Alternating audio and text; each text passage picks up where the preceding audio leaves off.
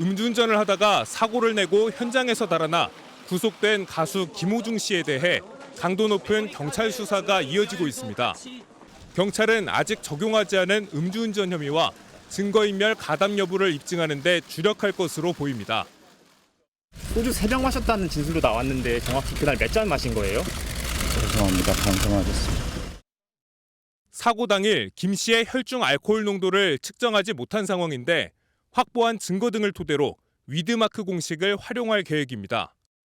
특히 김 씨의 자택과 소속사 등을 압수수색하며 확보한 자료와 휴대전화 등을 분석하고 관련 진술을 확보할 예정입니다.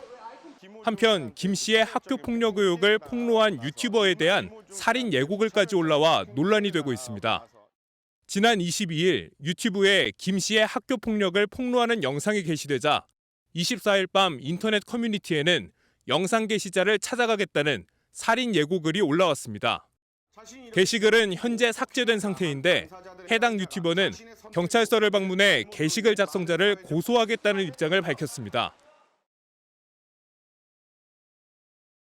김호중 씨 학교 폭력 제기한 유튜버들을 향한 살인 예고 글이 올라왔어요. 네, 그렇습니다. 지난 24일 밤 한 온라인 커뮤니티예요. 최근 김호중 씨의 학폭 의혹을 제기한 유튜버를 향해서 저 XX 내가 무조건 죽이겠다 이런 글이 올라왔습니다. 글쓴이는 자신의 손에 피를 묻혀서 희생해서 죽여줄 테니 너희들은 즐기라면서 해당 유튜버를 해치겠다는 뜻을 밝혔습니다. 이 유튜버는요, 오늘 경찰서를 방문해서 고소장을 제출하고 피해 조사를 받을 계획이라면서 이 돈 없는 팬심이 어디까지인지 정말 놀라울 따름이라고 말했습니다. 네.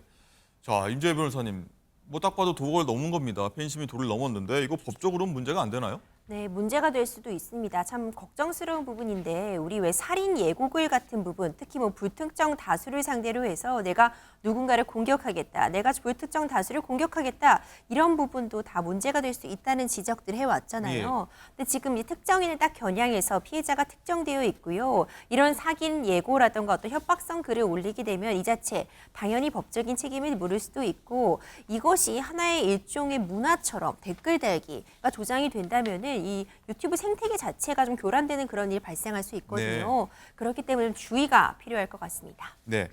자, 윤혁 교수님. 네. 일단 일부 김호중 씨 팬들은요. 김 씨가 구속된 직후에 뭐 정치권 이슈를 은폐하기 위한 용도로 이거 사용되지 않길 바란다 이런 뜻의 성명문을 냈습니다. 뭐 우리가 흔히 아는 뭐 이슈는 이슈를 덮는다. 이런 의도가 있다고 지금 보는 것 같아요. 네, 일단은 뭐 성명문의 내용은 뭐 두 가지 같습니다. 일단은 뭐 첫째는 그 사회적 그 물의를 일으켜서 그 이제 죄송하다. 네. 그리고 어떻게 본다면 그 나중에 다시 좀 김호중 씨가 다시 이렇게 피어오르는 모습을 보고 싶다. 그런데 어쨌든 죄송하다는 이런 메시지가 하나가 있는가 하면 지금 지적을 하신 바와 두 번째는 그런데 이것을 마라톤처럼 그야말로 세세하게 보도하는 것을 보면 무엇인가 석연치 않고 그 정치권에서 벌어지고 있는 일련의 그 현재 사건들을 사건으로 덮기 위한 이 정치적 목적이 있는 것은 아니냐. 이것은 너무 지나쳐서 도저히 좀 수긍할 수가 없다. 지금 지은 죄에 비해서 너무 과도한 관심과 이 집중이 언론에 보도되는 것은 정치적 기획이 뒤에 사실 또아리를 틀고 있는 것은 아니냐라고 하는 취지의 성명서 내용도 함께 포함되었던 거죠.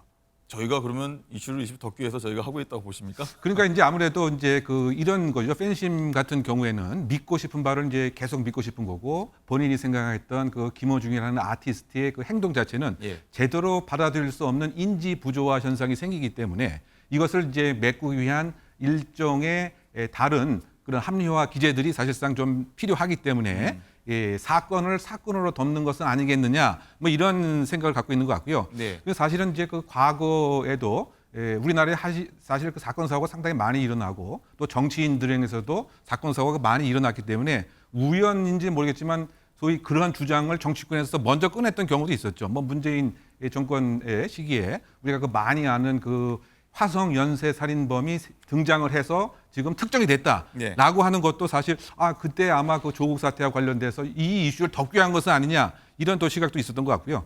또 그 박근혜 정부 시대에도 이제 세월호와 관련된 특정인에 대한 추적 그런 언론 보도가 이건 조금 이상하다, 너무 지나치다.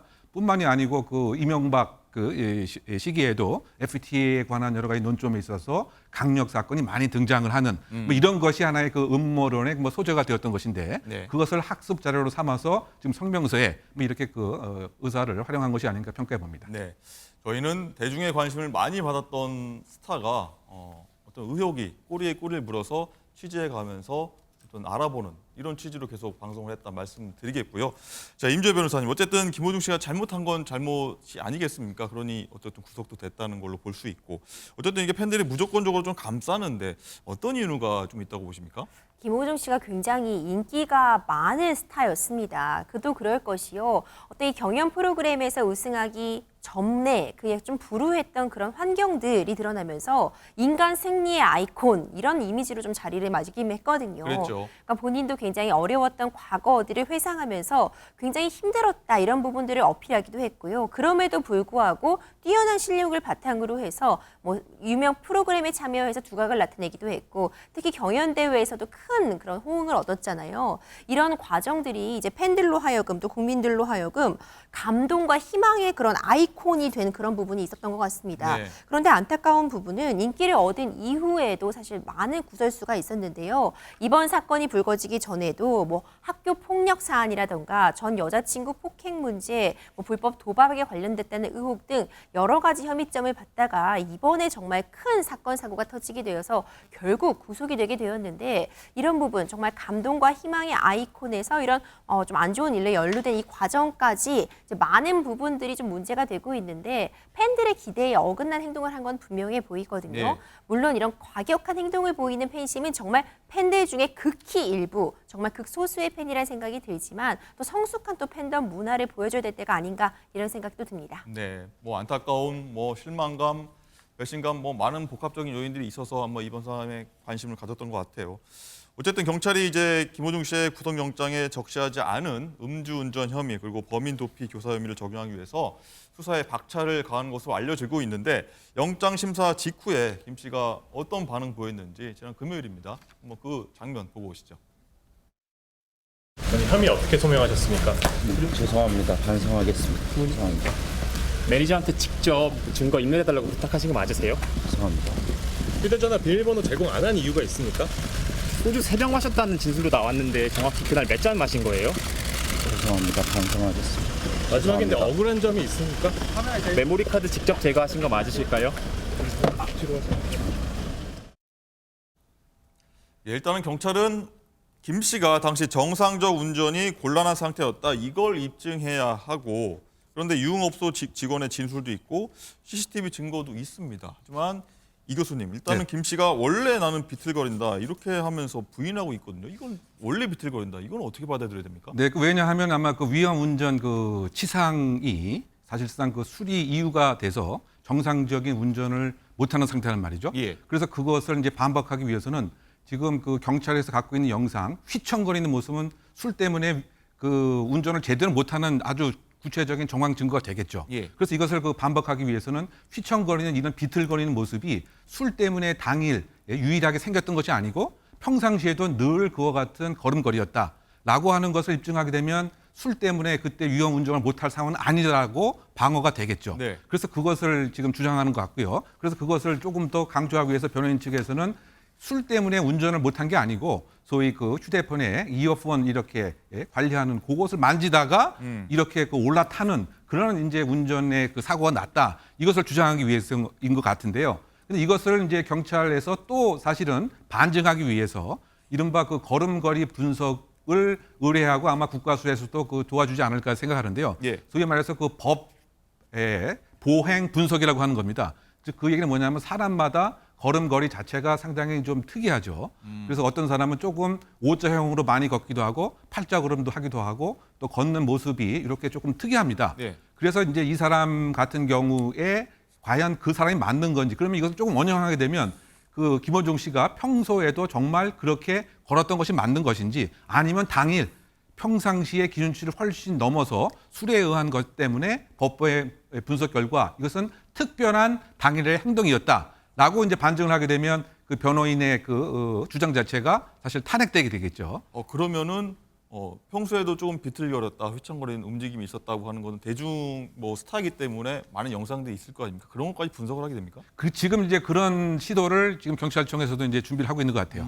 왜냐하면은 제가 지금 말씀드린 것 같이 한 10년 전에 이 새로운 감정 기법이 개발이 돼서 예. 얼굴이 특정 안 된 범인을 사실은 유죄 판결로 받게 되는 증거 능력을 인정받았기 때문에 예. 이번에 그와 같은 것을 변형해서 반박한다게 한다면 지금 이것은 소위 말해서 음주 운전이라고 0.03%의 결정적인 수치가 없어도 결국은 운전 자체를 잘 못할 만큼 술에 취했다. 그것이 대표적으로 이 판례에서도 그렇군요. 말이 어눌하다든가 걸음걸이가 휘청거린다든가 예. 술 먹는 그런 냄새가 많이 난다든가 이건 0.03%의 수치가 아니더라도 운전 상태에서 음주 상태에서 정상적인 운전을 못했다라고 하는 결정적인 증거가 됐기 때문에 그 법보행 증거가 이것에 경찰 수사기관의 입장에서 중요한 자료가 되지 않을까 예상해 봅니다. 예. 자, 그리고 임주혜 변호사님, 네. 24일이죠. 지금 금요일 날 피의자 신문에서 판사가 이렇게 얘기했다고 하죠. 김호중 씨한테. 막내 매니저는 처벌받아도 되느냐 이렇게 질책을 했다고 해서 굉장히 화제가 되고 있습니다. 이 부분 어떻게 보십니까? 근데 사실 이 부분이 왜 지금 김호중 씨가 구속되었는가를 보여주는 그런 내용 중에 일부라는 예. 생각이 듭니다. 물론 음주 상태에서 이렇게 차량 추돌 사고를 낸 것 그 자체만으로도 굉장히 중한 죄이지만 사실 그 사건만 놓고 본다면 만약 도주하지 않았다면 운전자 바꿔치기를 하지 않았다면 지금처럼 구속까지 가지는 않을 수 있었거든요. 근데 지금 내용을 보자면요. 영장 정단 판사도 꾸짖었다는 거예요. 애초에 지금 김호중 씨가 이제 막내급 매니저에게 운전을 대신한 걸로 해달라 여러 차례 좀 건의를 했고 막내 매니저가 두려워서 거절을 했고 다른 매니저 김호중 씨의 매니저가 결국 옷을 바꿔 입고 경찰에 본인이 운전을 했다고 진술했다는 거 아니에요. 이 부분이 결국 범인을 도피하게 한 범인 도피죄 부분과 연관이 되게 되는데 이제 이 법원에서도 이 부분과 관련해서 그렇다면 막내 매니저는 음주와 관련해서 그리고 이런 뺑소니와 관련해서 처벌을 받아도 되고 김호중 씨 본인은 처벌받을 수 없다는 게 사람이 다르게 평가된다는 뜻이냐 이런 취지로 굉장히 꾸짖었다고 하고요. 이 부분과 관련해서 결국 범인 도피 혐의와 관련해 김호중 씨가 단순히 방조한 부분을 넘어서서 적극적으로 개입, 교사한 부분까지도 인정될 수 있는 그런 부분의 단초로 좀 해석할 수 있을 것 같습니다. 네. 그러면요, 음주운전, 범인 도피, 교사함이 모두 만약에 인정이 된다고 하면요, 김호중 씨를 떠나서 다른 일반인들이 이런 사고를 냈을 경우에는 형량이 어느 정도 됩니까? 지금 김호중 씨가 받고 있는 혐의 보면은 이 위험운전 치상, 현저하게 정상적인 운전이 곤란한 상태에서 운전을 하다가 상해의 결과를 일으킨 경우 사실 최대 징역형만 놓고 보자면 15년형까지도 선고가 15년. 가능하고요. 그리고 지금 문제되고 있는 운전자 바꿔치기와 관련된 범인 도피 부분도 교사로 인정이 된다면 원래 범인 도피죄와 동일하게 처벌이 되기 때문에 3년 이하의 징역에 처해질 수 있습니다. 그런데 이전에도 이렇게 음주운전을 회피하기 위한 그런 꼼수라고 하죠. 그런 수단으로서 음주운전 사고 과정에서 본인이 현장을 이탈하고 다른 사람, 대부분 가족에게 이런 걸 부탁하는 경우가 참 많았는데 운전자 바꿔치기를 해서 문제가 된 경우에 사실 솜방망이 처벌에 그치는 경우들이 참 많았습니다. 솜방망이가? 네, 정말 피해자가 중한 상태, 중한 상해의 결과나 사망에 이르지 않은 경우 정도라면은 징역 2년에 집행유예 3년 이렇게 보통 집행유예형이 나오는 경우들이 참 많았거든요. 하지만 이번 사안 같은 경우는 좀 다르게 평가할 수 있을 것 같습니다. 어떤 부분일까요? 그 과정에 있어서 증거 인멸을 하려는 그런 시도들, SD카드 같은 부분을 없앴다고 하는 부분이나요. 그리고 애초에 음주를 하지 않았다고 했다가 결국 구속 위기에 다가가서야 음주를 했다고 자백한 부분이라던가 그 이후에도 수사 과정에서 음주량 같은 부분을 제대로 진술하지 않으려고 한 그런 부분들 여러 가지 혐의점들 이제 위험운전 치사상 부분들이 인정이 된다면은 사실상 징역형이 선고될 가능성도 있어 보입니다. 그렇군요. 자, 그리고 김 씨의 구속 후에 더 곤욕을 치르는 게 있다고 합니다. 장가 기자, 김천의 김호중 소리길 저희가 한번 다룬 적이 있는데 이거 당장 철거하라 민원이 빗발치고 있다고 해요? 그렇습니다. 김호중 씨가 김천 예고를 졸업을 해서 김천 예고 일대 100m 구간에 김호중 씨 벽화 그리고 포토존이 있는데요. 전남 진도군에서 이 송가인길을 조성해서 이게 큰 효과를 본 것에 자극받아서 이 김호중 씨를 김천시에 적극 홍보하려던 것이었다고 합니다. 자, 실제 성과도 있었는데 매년 10만 명이 방문을 했고요. 작년에는 15만 명이나 김천을 찾았다고 합니다. 자, 그런데 이제는 김천시의 애물단지가 됐다고 하는데요. 시민들 목소리 들어보시죠. 음주운전하고 정말 너무 실망스러워. 간혹 죄받고 이 길을 누가 오겠어요. 음주운전하는 걸 사람들은 용서 못하고. 주말에는 어떨 때는 관광차 한 2대씩 이래 마차가 돌을 때도 있고 예고 학생들 전액 1학기 공납금 그거 쉬운 일 아니거든요.